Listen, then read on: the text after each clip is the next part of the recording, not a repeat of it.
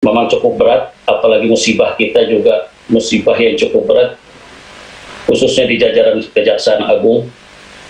Idza asabathu musibah qalu inna lillahi wa inna ilaihi raji'un. Moga-moga itu musibah, bukan kesengajaan. Pergi berburu ke dalam hutan, naik kelotok lewati sungai, turut prihatin karena kebakaran. Semoga di sana tak ada bekas pinanti. Berburu ke hutan bawa senapan,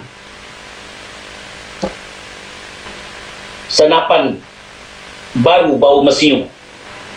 Jika kebakaran ada unsur kesengajaan, harus disidik sampai ketemu pelaku. Di situ ada dua nama besar loh Pak, yaitu Ketua MA dan Jaksa Agung.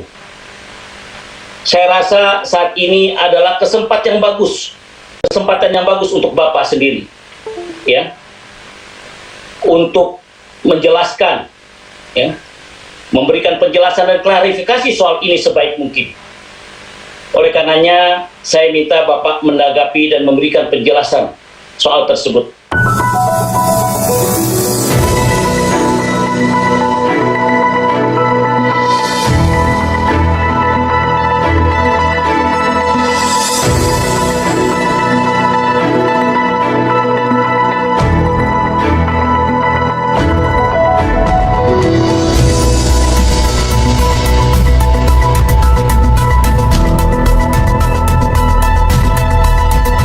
Baik, berikut fraksi PKS, silakan Pak Abu Bakar Al-Habsyi. Assalamualaikum warahmatullahi wabarakatuh. Yang terhormat Ketua dan jajaran anggota, mitra yang saya hormati, Jaksa Agung dengan jajaran utamanya.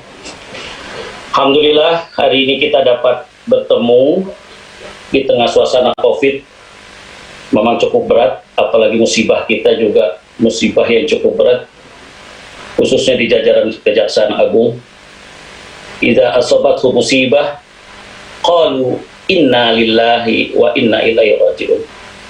Moga-moga itu musibah, bukan kesengajaan.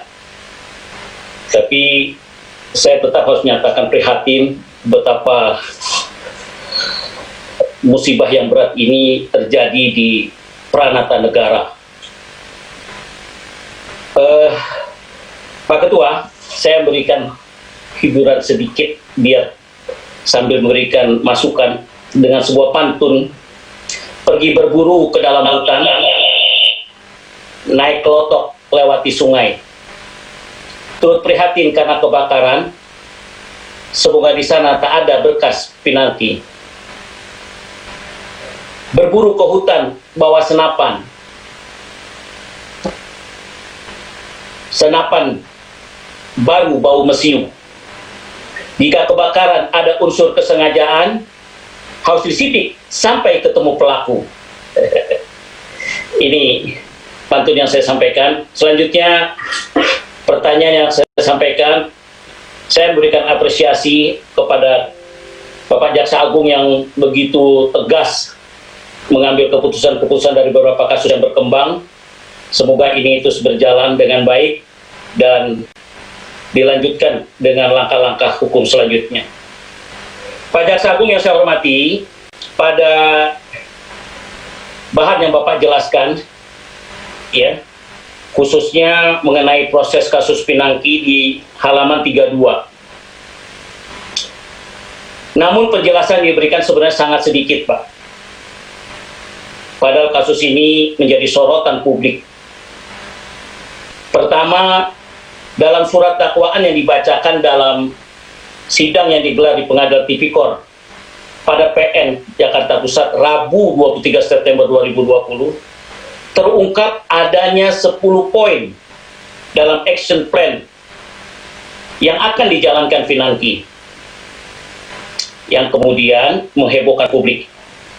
Di situ ada dua nama besar loh Pak, yaitu Ketua MA dan Jaksa Agung. Saya rasa saat ini adalah kesempatan yang bagus untuk Bapak sendiri, ya, untuk menjelaskan, ya, memberikan penjelasan dan klarifikasi soal ini sebaik mungkin. Oleh karenanya, saya minta Bapak menanggapi dan memberikan penjelasan soal tersebut. Kedua, sempat terjadi silang selisih soal kewenangan penanganan jaksa pinangki antara Kejaksaan dan KPK. Saya kira ini bukan kasus pertama loh Pak. Sebelumnya ada juga sidang kewenangan di Kabupaten Indah Hulu, Inhu, terkait penanganan pemerasan terhadap 63 kepala sekolah. Apakah yang sebenarnya terjadi dengan KPK ini Pak dan Kejaksaan? Apakah memang ada problem koordinasi atau ada problem apa? Saya pikir ini perlu dijelaskan. Selanjutnya Ketua, mengenai kebakaran Kejaksaan Agung, hal ini juga menjadi perhatian publik. Pada bahan sudah dijelaskan di halaman 14. Disebutkan di sana sejak 2018 sudah dilakukan backup digital terhadap dokumen Kejaksaan Agung. Yang kemudian jadi pertanyaan kita, Pak. Apakah dokumen yang di backup itu termasuk bukti perkara? Apakah bukti-bukti perkara itu nanti dinilai telah aman? Dan apakah bukti yang bukan asli ini nanti bisa diterima nggak oleh pengadilan? Ini pertanyaan besar nih Pak. Selanjutnya, bagaimana pengolahan personil yang gedungnya terbakar Pak? Sekarang gimana nih mereka nih pegawai WFH atau bagaimana? Nah, untuk kasus ini saya mendorong Kejaksaan Agung secara maksimal, ya, membantu Polri dalam penyidikan kebakaran Pak. Karena temuan Polri ada unsur kesengajaan dan ada unsur pidana dalam kasus ini. Semoga bisa ketemulah pelakunya, dan kerjasama ini saya lihat sudah cukup baik dan sangat transparan dan dibuka ke publik. Ya. Yang terakhir, Jaksa Agung selain kasus Pinangki yang menghebohkan ini, ternyata banyak kasus korupsi Pak yang terjadi di tubuh Korps Adiaksa. Berdasarkan data ICW dalam rentang 2015-2020. 5 tahun ini paling tidak kurang lebih ada 22 anggota Korps Adiaksa yang tersebar di berbagai daerah yang terjaring kasus korupsi, baik ditangani oleh KPK maupun oleh penegak hukum lain.